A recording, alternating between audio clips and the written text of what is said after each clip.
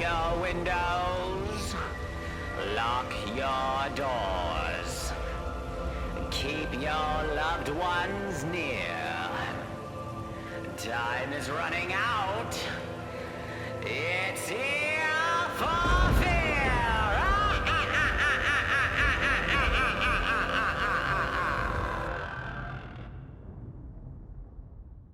This is Donovan, and we're Ear for Fear. Hey, and I'm Rick. Oh, and this is the podcast where we talk about scary movies or movies trying to be scary. Hey, thanks for joining us there, buddy. Yeah, I forgot what I was. I forget that line every single time. It's your line, and you don't even know it. Come on, I'll man. get it after 20 episodes. Yeah, No, this is our 20th episode. Oh, then I should have got it by now. Yeah, but you didn't start it until later on. Right, so I've got another like 10. Yeah, so. you got another 10. Okay. So today we're talking about 2002's Dog Soldiers. Before we jump in and rap about it, let's do a quick synopsis. A squad of British soldiers are sent on a training mission in the Highlands of Scotland against a special operations squad.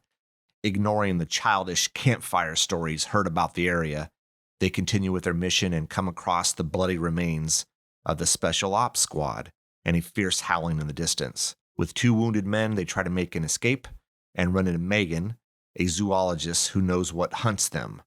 What began as a training mission turns into a battle for their lives against an enemy they never would have expected.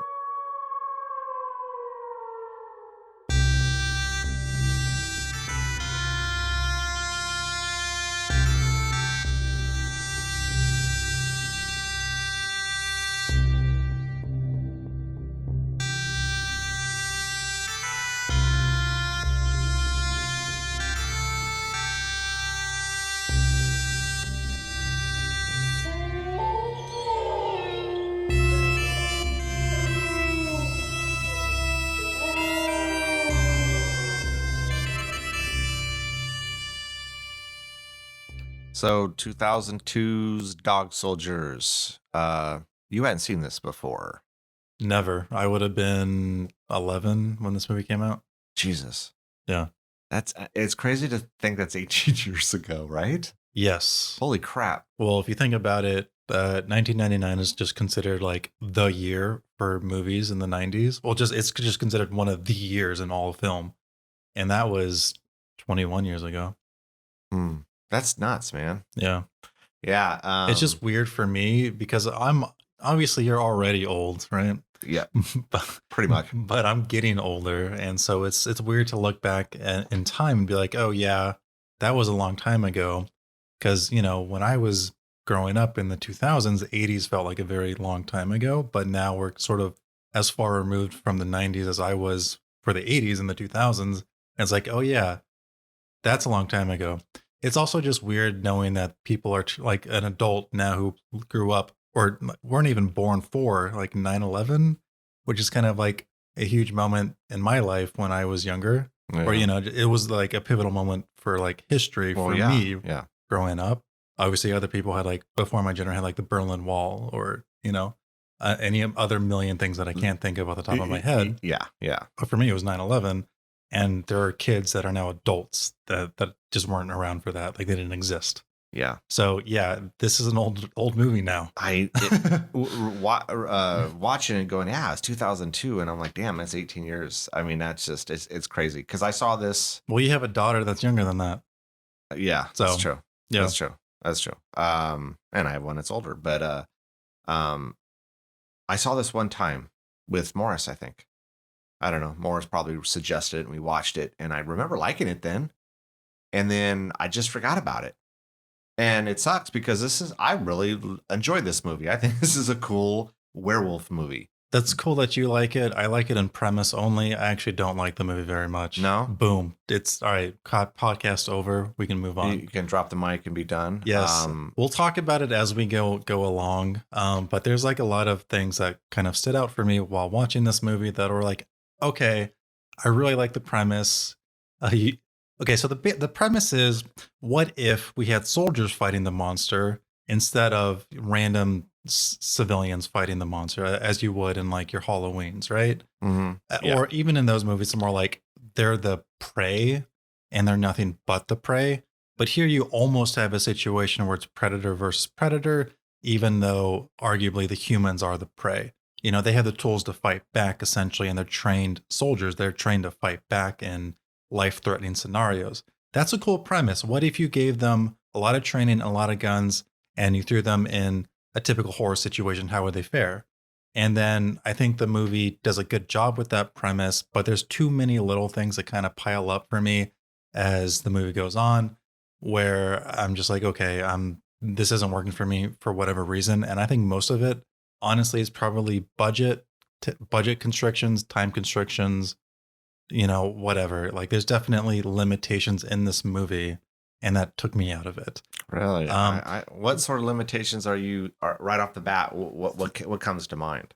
The most of this movie, whenever they're shooting at the werewolves, is them just shooting off screen, right? They've got a gun, they're shooting, and they're shooting like outside a window, but you don't see like outside the window. They're basically shooting at nothing throughout most of the movie. And I just couldn't get over the fact that that's what I was watching. There's a ton of them shooting at the werewolves. No, there was not. There was maybe disagree. a few scenes where you actually see bullets hit the costume or the werewolf. I don't know, man. I don't think so, but I don't know. Maybe you're right. What do you mean you don't think so? We watched this movie last night, I know, and that's exactly what happened. Your memory is better than mine, but I remember them shooting a lot at werewolves and stuff. Exactly, and us seeing enough of the werewolf, not too much, because too much just. I'm not a fan of showing. What I will say about this is I love these werewolves. These werewolves remind me of The Howling, which is more of the practical effects of werewolves that it seems like nowadays they've gotten away from, and they just CGI everything. These types of werewolves I love. I think they are fucking awesome. The look of them, the standing on the, instead of, some of them they're always on like you got on the forelegs, but these are more like, they're almost like human. They're standing and they're tall and they're just very terrifying. And that I absolutely love. I'm not going to say they're as good as The Howling, because I think The Howling is probably some of the best werewolf, creatures that were created, I think, ever. Some people would probably argue American Werewolf in London, which is a great transformation for a werewolf. The movie itself, I think, is quite boring, and I'm sure people will get pissed off that I say that. But and The Howling's a good movie. It's not a great movie. It's definitely dates itself when you rewatch it, but the werewolves in there are just phenomenal. And I would say these are close. I just love the look. And I think you might be right in the sense of budget wise, because if you notice there are a lot of takes where they're not showing they're not spending a ton of time on the werewolves. Is that what you're kind of referring to, other than the shooting at them? Maybe they don't want you to see too much of the werewolf for a long period of time, because maybe you might notice some flaws in the actual effects. You think that's what they're doing? So I think they couldn't afford to show bullets contacting the werewolf in like a way where they could do it often, because most of the time when they're shooting at quote unquote nothing. So we're not actually seeing the bullets hit anything. Does that make sense? Yeah, that makes sense. So, so imagine I had a camera and I'm looking at you and only you, and I'm looking at you just shooting a gun. Yeah. That was most of this movie. We actually didn't see too much of contact with the werewolves in this movie. It's funny because we just watched this last night, and I don't honestly, I guess I didn't pay attention to it because I guess it didn't bother me. And that's where the movie works for you, but where the movie doesn't work for me. It was able to make you forget it because it sucked you in with a lot of the things that the movie does well. Yeah. But for me, I couldn't get over some of these little smaller things where it was actually taking me out, because I think for me, those other things that were working for you weren't as successful for me. If you want to talk about like the positive things, the premise alone is great. I kind of love the premise. Yeah. The story is actually pretty good. I think the movie tries to withhold its hand for far too long, and so the movies, when they have like a central mystery in the story, need to know exactly what the movie watcher is. They need to be aware of the hints that they've been given, the story that's been told, and everything that's been withheld, and be able to intuit what the viewer should know. So I'm sure you understood right away that these soldiers on this mock exercise were the bait, probably within like the first 30 minutes of the movie. It's pretty obvious, but it's being withheld for the entire movie until like into the very, very end, till like the beginning of the last close act. to the end, yeah. Yeah, and it's like, well, it's not shocking to me that this is the case, so why should it be shocking for the characters? Even the characters seem to know that's what's going on with Raymond and Cooper and then the sergeant. Like everyone seems to be aware here, so why does it have to act as a reveal when it's not? So that's kind of like a misplay on the movie's part. But I do like the story. The characters are kind of whatever. Most of them are kind of whatever. I kind of obviously like I forget his name, but the guy who's in Game of Thrones. His character or the actor? The actor. Well, I mean, the character's okay. Yeah, I mean, it's just that typical thing kind you of see. he's kind of an a-hole. But Liam Cunningham, he's awesome. yeah. But I mean, I thought the acting was, was good. The acting was good. I mean, you could look this up. I'm sure this was a very low budget film. I mean, It had a budget of 2.3 million pounds with a box office of 5 million pounds. Okay, and I don't pretty low stakes as far as horror movies go. So it's a lower budget film. And I think it's done really well for I don't know what that translates into. I think the bulk of this movie went into the costumes. Yeah, I think you're right. Shooting on location, and the like one or two explosions we get at the end of the movie. Yes. I think that's where most of the the money went. Yes, they definitely blew up that cottage or whatever that is. Yeah, it did not look like a miniature. It looked like it was an actual old house explosion, which is kind of like kudos to them, dude. That's crazy. Yeah. Like they did all their shooting and then like, okay, this is it. Let's blow this baby up. And I think that's what you're seeing. I enjoyed the look of this. Felt like a fairy tale. And that was their intent. Did you catch on to that? I mean, I would say it only looks like that for the exterior of the house and maybe like inside the house. Everything else just kind of looked like generic foresty stuff to me. More so, more so the, part of the story here. They, I even think they did like a little, I don't know, they even made mention of this where, they're almost breaking into these people's, I guess we got to do the spoiler alert, right? Because they've already kind of touched on a little bit of spoilers if you're paying attention. But yeah, again, we're a podcast that talks about the whole movie. So spoilers right at the start. So we know that, they go to this house or this cottage or whatever this is out in the middle of nowhere. They basically break in and it looks like the family had just recently left. Now we come to find out later on in the movie that the family are actually the werewolves. So you're coming into their home and is it the Three Bears? What's the fairy tale where she comes in and eats their... Is it even a fairy tale? It's like a short story. Short story? Yeah, okay. It's definitely the Three Bears. It's the Three Bears, right? Where Goldilocks comes in and she's... Isn't Goldilocks in multiple stories? She's actually part of the fairy tales. Is it? Yeah. I don't know, maybe. See, we did not do our homework on this. I don't think I ever read you. You really should have researched this before you brought it up. I know, we should have. But I mean, I think, the premise of the Three Bears and Goldilocks is she comes into their home and it's Goldilocks, by the way. I think Goldilocks is the wolf one with the grandma, right? No, that's Little Red Riding Hood. Oh. Yeah. We really don't know what we're talking about. Yeah, we do. Well, I don't. just told you, Little Red Riding Hood. Okay, all right, we're just going to assume you're the authority on this. It's Goldilocks and Three Bears, I think. Okay. If I'm wrong, I'm going to look like an idiot. But she comes into the home and she starts, basically going through all their shit, eating their porridge, doing all these things. Well, in Dog Soldiers, they come into this home and they're making this. I mean, I know they're trying to get away from werewolves and stuff, but I mean, they've invaded this family's home, which of course are now the werewolves. We find that out later on in the movie. But so this and the look of it, I mean, it just had a fairy tale look, and I think it was intentional. So I disagree with the fairy tale look. I think what was on film for me was just low to the ground ragtag filmmaking. Like what you saw was what you got almost. Like this is what we can put in the camera and that's all. And I think the only I think all that is just kind of okay. It's functional. The only thing that was very missteppy for me, and I think this was before this started to become a trope with movies like what's that Matt Damon one? Spy movie. Bro The Born trilogy. the Yes, Born got there. Identity. Yeah, Jesus. Um I've never seen any of those movies. Oh, Yeah. I've seen some of them.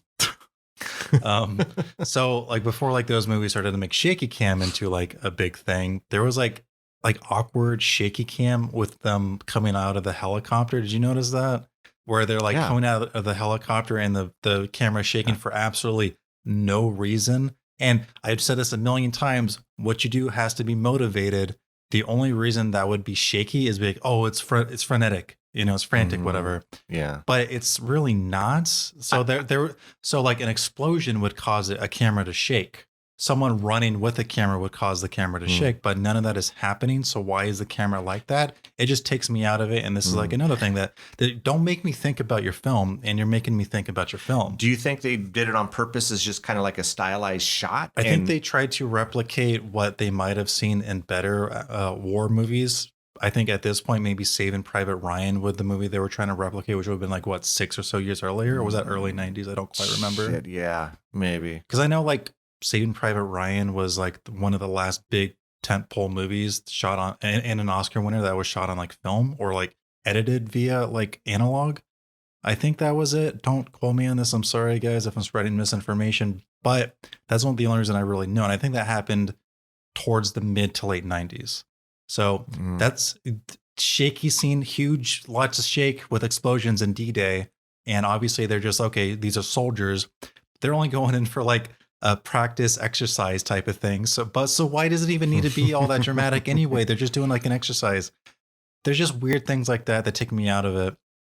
And then, yeah. So like, I also got confused. I don't know if it was their accents, just me being a stupid American. I couldn't like understand that. I know. And I was the same way. I had to like actually ask you like, what are they doing? Yes. It was hard to understand some of the dialogue. Some of the dialogue was perfectly fine. Some of the other dialogue, I couldn't understand what the hell they were saying. It was only for like the first 10 minutes for me. And that's why like, I didn't know like their guns like were only firing blanks, like they were in an exercise. Yeah, and that's then after right, yeah. that, like I was like up to speed. Oh no, there was several instances throughout the movie where I'm like, what the hell did they say? And I just kind of went with it.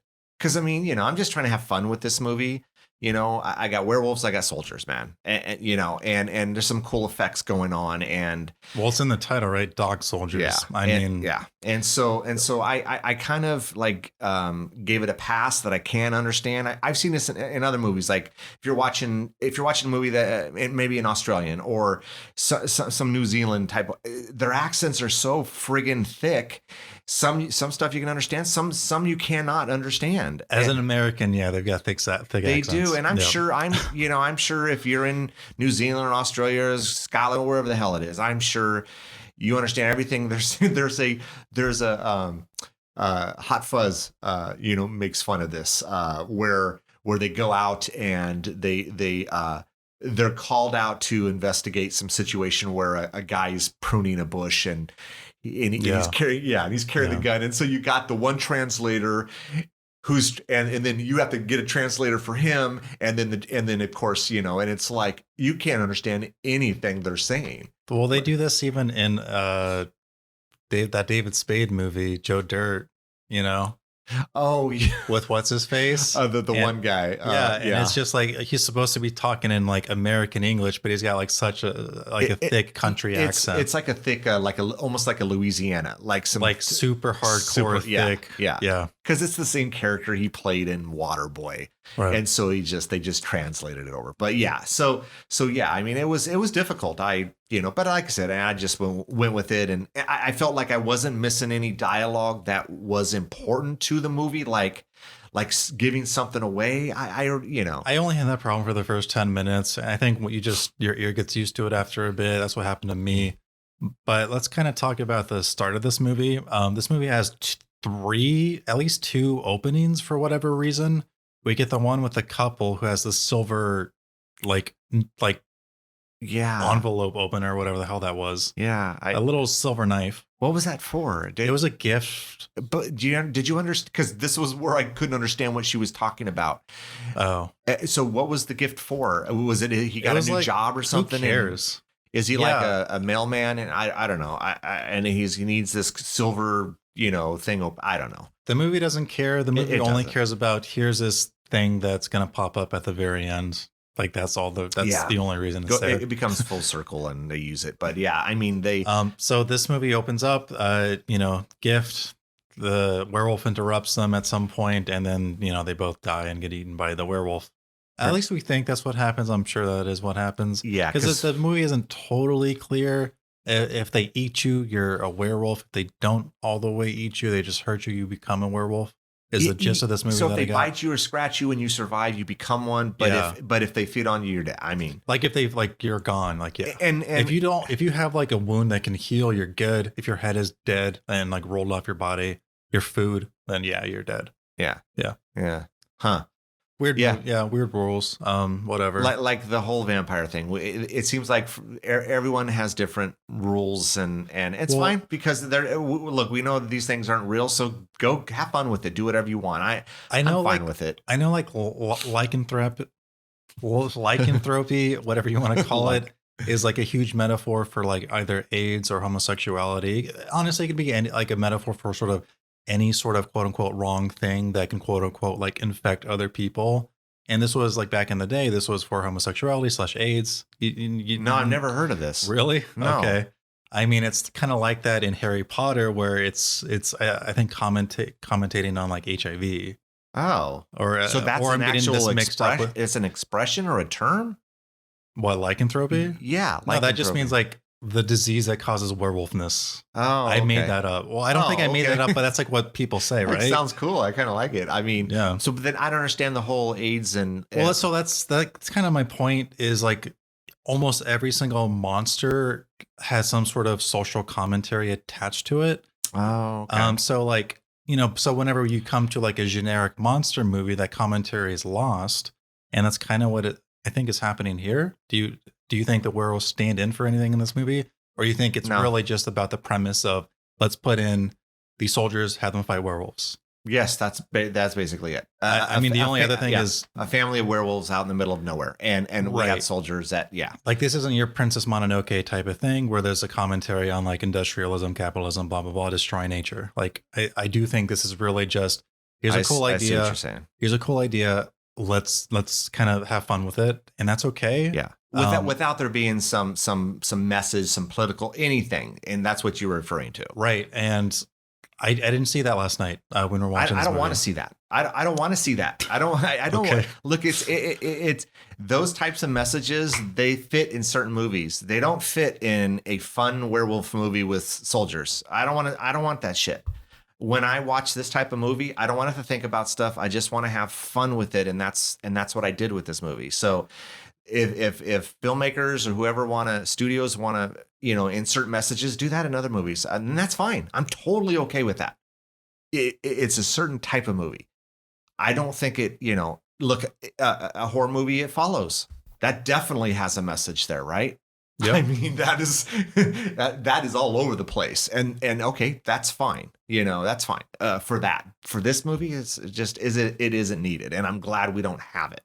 So I know I brought them up for you. I just don't think you ever taken the time to watch them because our videos are long form. But Red Letter Media, they use the word schlock a lot. Do you know what I mean by schlock? Go ahead and explain. Schlock would be a movie that is trying to be good, okay, but is not good. Okay. Despite their best intentions. Okay, so like they think they're making a great movie, yes. But it's just okay. So it's not like they're making fun of themselves. They're literally trying to make a great movie, and it just doesn't work. It's like they're trying to make Citizen Kane, but they end up with like The Room. You know what I mean? Okay. Now, I don't think I would go as far as to call this pure schlock, because I think this movie does a lot of successful things. But does this movie approach schlock territory for you? Where if we take the schlock definition and be like, okay, if a schlock movie is a schlock movie and you can't watch it for any sort of integrity, you're only watching it to have fun, then this movie approaches that spectrum for you, right? Yes, if yeah, Okay. yeah, it does. Yeah. Yeah. I just, and I've said this before, there are certain, and let's just, since we're a horror podcast, there are certain horror movies that warrant that I'm going to have to sit there and I'm going to have to think about stuff. And it's not a chore for me. I know in certain movies that is going to happen, and I'm totally fine with that. When I know I'm sitting down to see a werewolf movie that has that is out in the forest or the woods with some sort of military thing happening here with a special ops and a all these different British soldiers, and I know that I am not going to have to really sit down and try to figure stuff out. I know that I can just enjoy, have some popcorn, candy, a drink, and just sit back and enjoy the film and not have to figure shit out. There are certain movies that I'm okay with that. This one isn't. That's not this movie, and so I know this, and so I go into it with a certain mindset, and it's effective for me, and I enjoy it. Like the greatest werewolf movie ever? No, but this is a cool werewolf movie. This is fun. These are the movies that I like. Look, we're 20 episodes in, plus the fact that I'm your father and we've watched a million movies together. This is right up my alley. This makes total sense, right? I mean, no, I'm not surprised you like it at all. Yeah, so I mean, it's fun for me. I love these movies, and that's what I like about like this fundamental difference between you and me is I get bored super easy, and action spectacle can only take me so far. So I am having a lot of fun in some of these action scenes, but I think there's not enough variety in the action scenes to keep me interested. So if that's not there, then I need something else to hold everything together. And for me, that's, well, what is this movie trying to say? And if I think it's not going to say anything or trying to say anything, then it's like, okay, now I'm bored despite all this fun stuff happening in the frame. So let me ask you this. Yeah. Let me ask you this, because this is now our 20th episode. And would you say, and I just want you to be honest, would you say your degree in film, do you think that sometimes you can't look at something, I'm not saying objective, but do you have different glasses on because of your degree in film and that you've analyzed certain aspects of film, all kinds of different films. And so do you think at times when we're watching a movie like this, that maybe you look for more than that's there? I'm not looking for anything that isn't there. I'm seeing what's there and what's not. But I know what the point you're trying to make is, and do I look at a film differently than someone who isn't educated in like film theory does? Absolutely. Of course that happens, but that doesn't mean I can't enjoy schlocky things. I just think that, I mean, Dead Alive is a perfect example because holy shit, I love that movie. You do, and I'm to this day I'm still shocked how much you like that movie. It's a good movie. It is a good movie, but I didn't think you were going to like it as much as you did. Yeah, well, I think another movie that kind of goes up that alley where it just doesn't quite work for me is The Reanimator. That feels a lot like it could have been another Dead Alive, but it wasn't. So I think as we're doing this podcast, I'm figuring that out. But ask a carpenter. Like, hey man, if you see like a good set of stairs, can you enjoy that? Yeah. Do you see a bad set of stairs? Are you gonna like not like it? And he's probably like, yeah, that's bad. I don't want to walk on those stairs. You can do that for sort of any sort of experts. Try asking someone who actually works in CSI, like, do you enjoy any of the CSI shows? And they'd be like, yeah, just because of how bad it is. Yeah. Yeah. Whenever you're educated in some sort of specific niche, you're always going to see what works and what doesn't work because the skeleton and the foundation is just made bare to you, regardless of whether or not you like it or not. You're a graphic designer to an extent, right? At least a hobbyist one. Yeah. You know what a good logo looks like and what a bad one looks like. And I do, and I find myself constantly analyzing stuff. I'm sure you might see like, oh yeah, the kerning is awful right there. The letters are too far apart. Yeah, the spacing or the balance of it. I'll watch TV commercials, and I'll find that I'm looking at their stupid logo or design, and I can't just turn it off. I'm like, I would have done that. I would have changed this. So I mean, I guess I see what you're saying. So yeah, that's what happens to me. And there are things that I just I can't help but notice, and I can't turn it off. I just can't. But it's a good thing, and I am not complaining at all. I actually enjoy your insight to that because it's a different side that our listeners are hearing, because we have 20 years difference in us. So what I grew up on and what you grew up on is vastly different. So it's a good balance that I think, that when we bounce this back and forth, there are some things that you and I agree on 100%, and a lot of other things that we don't. And I think that's what makes, our little podcast here, kind of fun and enjoyable.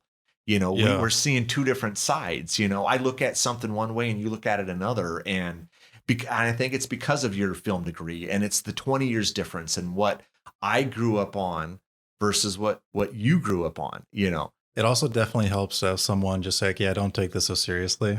You know Yeah. what I mean? Yes. And But I do think it's a good idea for like, well, maybe they should be saying something. And I think that's like a good perspective to have sometimes, because I think movies are just a form of saying something. They can just be pure entertainment. Like, yes. but I think yeah. like even like the great sitcoms like Cheers or The Honeymooners or whatever you want to say, enter TV show here, are being entertaining and saying something at the same time. They are. I grew up watching. Well, I mean, I say that. I watched Good Times when I was a kid, and again, it was a little. I think I watched mainly reruns. I don't think I was watching when it was on, but you go back and rewatch a show like Good Times, or there's other shows I could insert there, but they have a lot of messages. Good Times, especially. They're different strokes. They did a poor job on touching on certain topics. But they did. What's Happening did. These types of shows I grew up on, and I really enjoyed them. I enjoy them to this day, watching reruns of them. But they had a lot of messages. And I'm okay with messages in certain things. And it's not like I'm not going to dismiss a movie because it has a message. I'm not. But I know this one doesn't. This one is just I'm just gonna chill. I'm sit back. I'm gonna enjoy it. I'm gonna see some carnage. I'm gonna see some cool werewolves. I'm gonna see maybe some cool one-liners. There's always those in these types of movies. Just some cool action, some cool practical effects with these werewolves, which. Like I said earlier, I enjoyed these a lot. I just loved the look of these werewolves. So anyways, I know we kind of maybe got off, Did you know that the guy who wrote and directed this also did The Descent? No, are you serious? Yeah, I That's, thought you. I loved The Descent. Yeah, we should be great. talking about that instead. Yeah, that's a great movie. That's actually a pretty cool because The Descent is his very next film. So when we inevitably talk about The Descent, we can. Shit, yeah. It'd be a good companion piece of this episode. And I've thought about us doing that one. Even this, hell, I'll even say the sequel was actually really good too. But it looks like he had nothing to do with the sequel. No? But no. But The Descent is a great movie. He also did the Hellboy 2019. Okay. Like this guy is very more missed than hits. He also did like random episodes of Game of Thrones, Westworld. Oh wow, Hannibal. The guy's kind of worked on some cool HBO stuff. Has. Yeah, he has. And Hannibal. Yeah.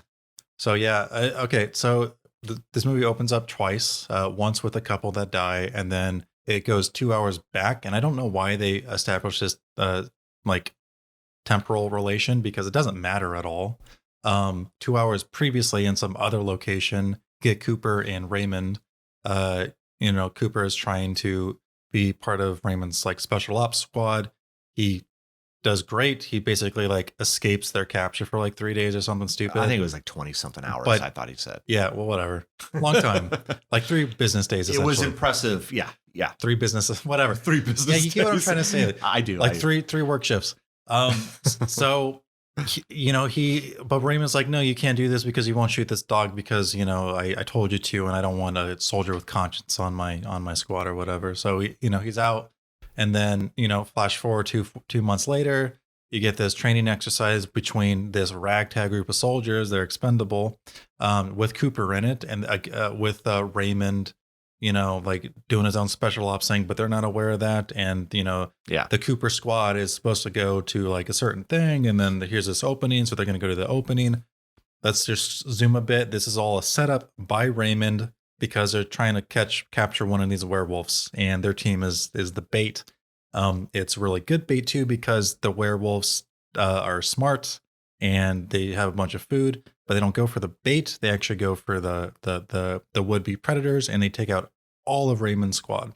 Yeah. And then we get a little flash flare, Yeah. like one of those Little flare, skybound yeah. flares.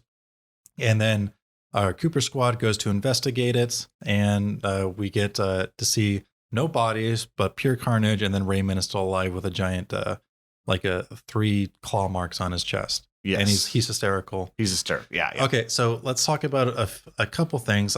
I glossed over one, that campfire scene that we alluded to in the synopsis. That has one of this movie has 2 really, really great jump scares. And if you're You going scared to the do a jump scare, this is how you do it. Yeah. You make no prelude to it, Yeah. and you just do it. That scared the shit out of me. So a mauled cow falls out of the sky right at them when they're talking during a quiet moment by the campfire. It was very effective. Yeah. Scared the shit out of me too. It scared you more than me and I've because seen you the like movie jumped. before. Oh, really? I saw this one other time a long time ago. I forgot about it. It scared the hell out of me. That's how effective it is, man. yeah. That was good. That was It lulls you into it, and then you just like bang. Yeah. It's really good. Yeah.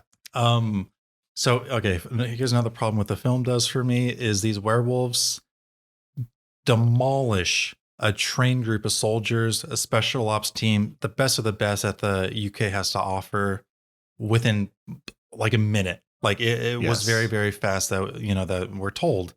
Raymond even says like, yeah, these guys fucking, they destroyed everything But fast. There's no bodies. There's nothing. Yeah. But didn't they also say that there was no bullets? So that it was so quick they couldn't react. Right. Yeah. So superhuman speed, strength, vicious. And as we go along with the movie, nothing hurts them.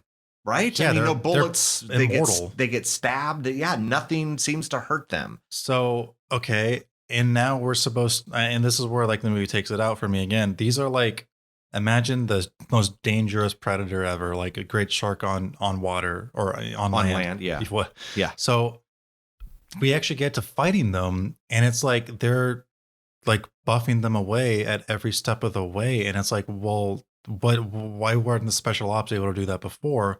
Why are the more ragtag group of soldiers able to, rebuff them at every turn? I just don't understand it. So they set them up as this huge threat, and then they're like, they're not a huge threat. They're getting kills, but it's like very sloppy kills, And it's like, these aren't as threatening as they made it seem. And that's a huge misstep. Before then, You mean it's the really kills? good. You mean the kills by the werewolves? And that the what fact you're that referring to? they're attacking them, but they're like getting rebuffed by like shoddy wood planks and windows and little bullets that aren't even hurting them and all this stuff. Yeah, I mean, I think it's relevant to the story. I mean, but yeah, I mean, they know nothing hurts them, right? I mean, they get stabbed, they get shot. Hell, they throw like grenades and stuff at them. Nothing phases them. It's a stun So- grenade. It's not like an actual grenade. Oh, it's not a real grenade. Oh, okay. Yeah. But I don't see any damage that's done to them, right? I mean, I don't. none. I think if this movie wasn't so concerned about just like getting its plot taken care of, that, and it was like being true to what they've established within the world, these soldiers would have died like as soon as they first encountered that first Yeah, wolf. it wouldn't be it wouldn't make for a good story. I mean, and, even you the know, sergeant gets clawed one time and his entire guts are spilled out. yeah. And then you get like a scene later on in the film where like a guy's literally fist fighting a werewolf. And yeah, that's Yeah. funny. But is it supposed to be funny? Am I supposed to be like scared for him? Because he dies immediately later, but not without putting up a fight. And it's like, based on everything you established beforehand, he should have just been dead in like a second. Like they would have just swatted at him and cut his head open. And or like a something. I don't previous know. scene, the very first soldier death that we see, like he like hits his head off. Yeah, yeah, And after he impales himself in the tree, he hits his head off. yeah. And it's like, yeah, like, why isn't that happening now? yeah. Inconsistencies, I think, with Yeah.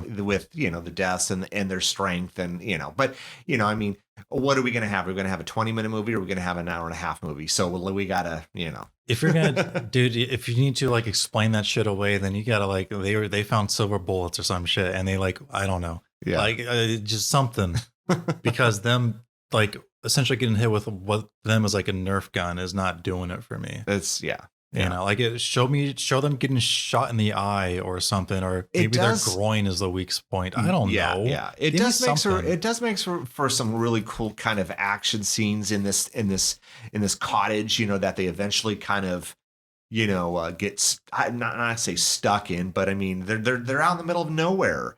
And then, you know, this Megan comes along and they all hop in and, you know, because, you know, shit's going crazy with these werewolves. And so they get to this house because she says she knows the owners.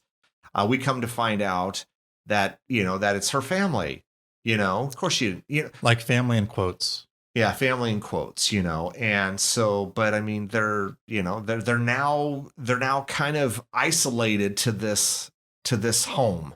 You know, this kind of 2-story cottage out in the middle of nowhere, and they got to make the best of it. And so, yeah, they got to start, you know, hammering wood into windows, and they got to start, you know, the typical stuff. Let's put furniture in front of the windows and the doors. I mean, you know, but I mean, it makes for some cool action sequences. I mean, it really does. I mean, look, the reality is those werewolves could have just killed them within a couple minutes, and the movie would have been over, you know. There's cool bits here that I like whenever they're like scrambling to reshut or relock a door and they're like throwing themselves across the way, or they're like that little montage where they're just finding tools like the sword or like just random item that they can use as like a weapon or block windows and stuff. That's all cool. Like, I thought this is where the movie was going to get good, but it turns out to only be just a few little moments here and there, or like when Cooper's like literally busting through walls and they're shooting at the floor to like create a hole and then like, you know, fall through the ceiling. Towards the end there with the Sarge. Like there's some cool stuff like that, but there wasn't as much creative like stuff. I thought like, okay, this is going to be like a Home Alone type thing now, but with werewolves and soldiers, and they're going to have like a bunch of cool little nifty traps, and they're actually going to kill some werewolves now. And it turns out like none of that happens. No matter what they do, none of these werewolves die. I mean, there are some really kind of, you know, just very eerie shots of these werewolves. And I loved how they do it with the fog and the lights hitting it just right. And they don't spend a lot of time on it. And I think it's definitely a good thing. Cause you know, like I was saying earlier, maybe if they did, we would see the flaws in maybe these, you know, these costumes or these, whatever these are. And so, you know, you show a brief shot on a werewolf, but the werewolves are cool looking, and I love the scene in that, oh God, what is that? It's like almost like it's not the garage. What the hell is that where they keep their old vehicle? You know, a shed? It's a shed. Is it a big shed? Is that what it is? What else would you call it? I don't know what it was, but I know, I mean, I guess it's like kind of like a humongous shed where they keep like their other vehicle or their old vehicle or whatever that is. But we, you know, we see that there's a scene where the werewolf is, you know, kind of chewing down on the one soldier that it took. And it's almost sitting there, like it's almost sitting on a chair with its legs crossed. That's almost kind of reminded me of, just very nonchalant. And I'm going to town on this soldier and I'm eating it. And I liked it. I enjoyed the scene. I thought it was a very, you know, it worked, you know. That was kind of like the movie at its best for me because it was very horrific. And we're a horror podcast, so horrifying things are great for us. Yeah. And that was the most scary thing for me, is watching the soldier. Like, they thought he was already dead, but it turns out he was just slowly dying as he was slowly being eaten. And then only when someone else is there to witness it does they pop off his head and just roll it at the car, throw it at the car. Yeah, it was pretty gnarly, man. And that could have been the whole movie, honestly. But scenes like that, those work for me. And you know, we get to see these almost full shots of these very, very tall and menacing werewolves, man. And I think that's and then the fact that they stand on their hind legs instead of this whole four legs shit, that isn't scary for me. Because when they stand on their hind legs and they're 8 feet, 9 feet tall, that's menacing, and that's very terrifying, man. That scares me, you know? Yeah, I mean, I would later see that in Harry Potter, Because I mean, I saw that movie before this one in Prisoner of Azkaban and Lupin when he turns into a werewolf. Hopefully, I'm not spoiling Harry Potter for anybody. Yeah. I mean, that's a standing werewolf. I feel like I've It seen is. more werewolves stand on their hind legs like a human, like bipedal werewolves, than I have like them on all fours. I've But seen, I don't think I've seen them this tall before. in Howling. It's very reminiscent of The Howling. Never seen that movie. Yeah. So yeah. all your references to that movie out the door. And Yeah. if we're talking about American Werewolf in London, I was going to say this earlier, but that's more like a romance movie than it is like a horror movie for me. That people classify it as horror, and I'm bored by it. I mean, there are some. That's because you're not into like the romance aspect of it, and that's like I'm not. the bulk of the movie. Yeah, no, I'm not. Yeah. I mean, And also the movie just kind of ends like they clearly didn't have an ending in mind, so it just literally just ends. And it's kind of a huge bummer. I haven't watched it in years. I just it's boring for me. I mean, I get it. I appreciate where it stands, I guess. I mean, especially with the effects. I mean, the effects are phenomenal, especially for the time. But the movie's just boring for me. The Howling is more fun for me. Again, not a super great movie, but though the werewolves in The Howling are very similar to Dog Soldiers. Dog Soldiers definitely used those werewolves from The Howling as their inspiration for this. I mean, they did, so nothing wrong with that because they look great, but so yeah, I mean, we know they're trapped inside this cottage, and we have about an hour. I mean, most of the movie seems to take place in this cottage, right? We get like bits and pieces of action scenes, so yeah. We get reveals with Raymond. Obviously, it's not really a reveal for the audience if they're paying attention. We get a reveal with Megan, who was a zoologist, saying like, "Oh yeah, this is my pack. I thought you guys are going to be my way out of here. Turns out, no. So explain that to me. Did I miss something there? Like, what does she mean by that? Like they were going to like, she's stuck. Is that what it is? And that she didn't want it.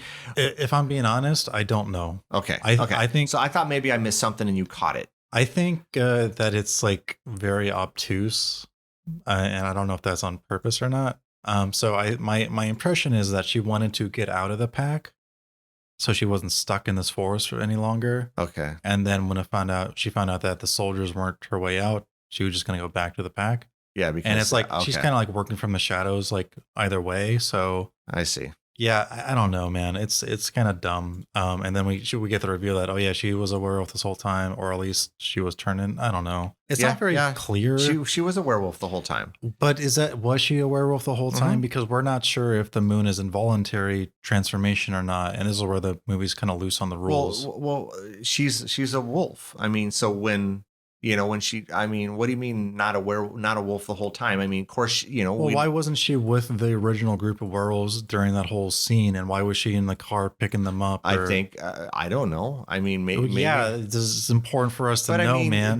Let me ask you this. Can they control when they turn and when they don't turn? We don't know. I mean, if it's a full moon, they automatically have to turn, or is I don't know. I don't know, man. The movie, that'd be great if the movie told us. Yeah. I mean, we know Raymond ends up turning. I mean, and is it because he had gotten scratched or clawed earlier in the movie and he turns? We don't know, man. So the movie's not clear on this, and I hate it. I hate not knowing the rules to stuff.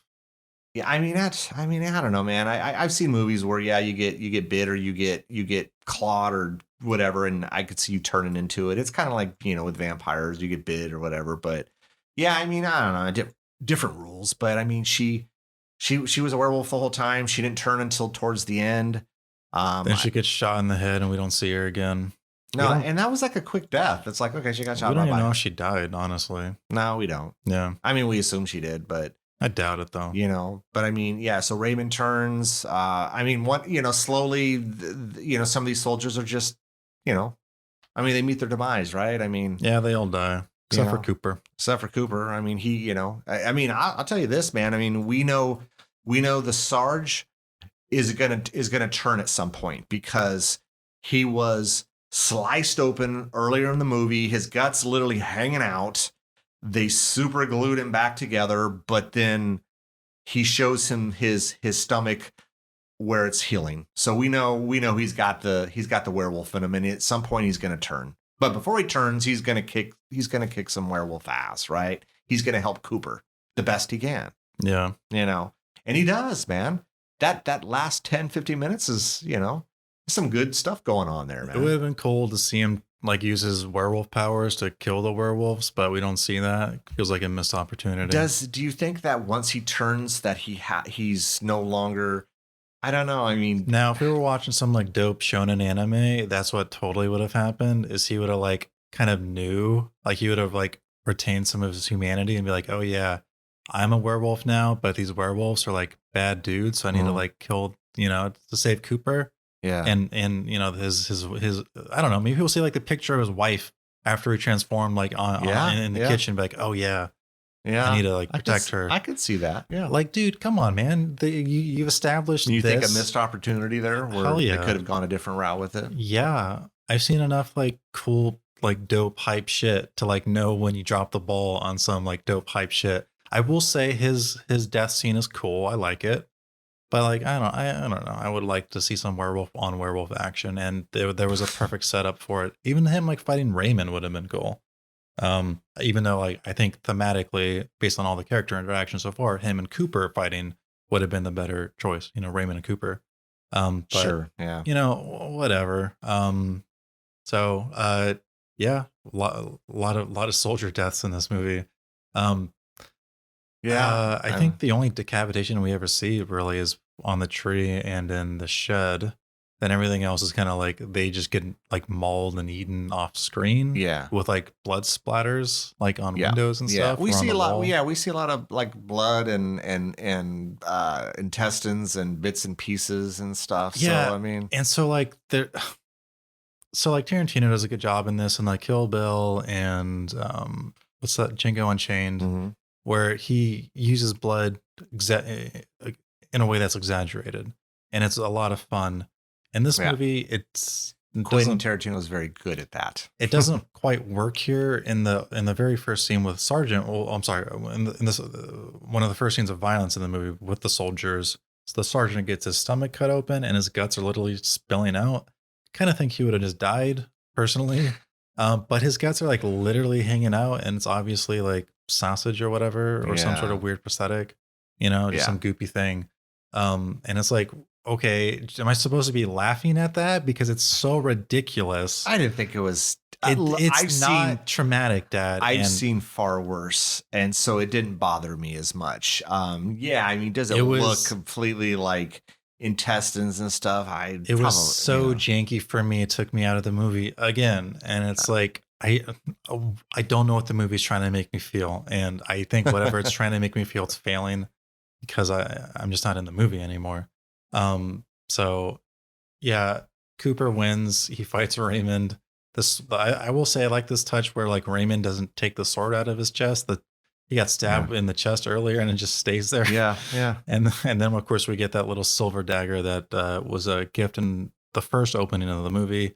Then he stabs it, and then I guess if you get hit with the silver, that's when you can like die as a werewolf. So then he just shoots him in the head with another setup. We're like, oh yeah, here's one more bullet we have left. But I think it was like it was like a rifle, but he has like a handgun, right? Something. It doesn't make sense. There was like one spare bullet that they but that was like a big caliber gun. Yeah, and he was shooting like a handgun, not the same. Well, no, it wouldn't work if that's what indeed happened, and I don't remember if that happened. I know he shot one bullet, and that was that. But no, that wouldn't. That if a bullet for a rifle and it's say 3 inches long and you got a little handgun, that's not gonna work. But no. I don't know if that was happening here. I don't know. He kills Raymond. In the meantime, the Sarge is done for. He's stuck in the kitchen. I think he cuts the gas line to the stove. All of the and at this point, Cooper is in the, what is he in, like the crawl space, a kind of like a crawl space or a basement or something like that. And Sarge, all the werewolves kind of gravitate towards the kitchen, and he lights them up, and the whole friggin' house blows up. Wouldn't you think it would?